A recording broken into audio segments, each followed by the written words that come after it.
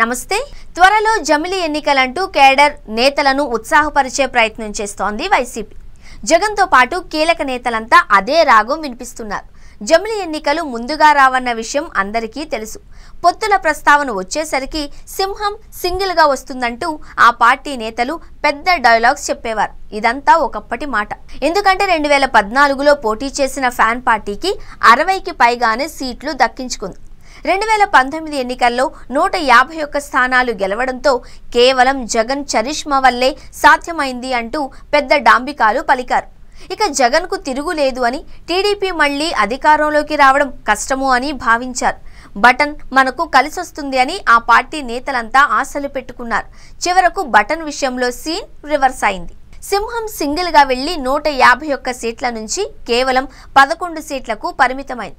ఈ స్థాయికి పడిపోవడం వెనుక రకరకాల కారణాలు చెబుతున్నారనుకోండి, అది వేరే విషయం. ఇప్పుడు వైసీపీ నేతలకు తత్వం బోధపడింది.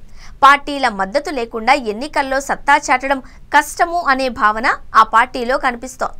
దీనికి తోడు వైసీపీ పాలనలో చేసిన అరాచకాలు బయటకు రావడంతో సింగిల్ గా గెలవడం కష్టము అని భావిస్తున్నారు నేతలు. ఈ క్రమంలో విశాఖలో పార్టీ ఆఫీస్ ఓపెన్ చేసిన వైసీపీ సాయిరెడ్డి పొత్తులపై కీలక వ్యాఖ్యలు చేశారు.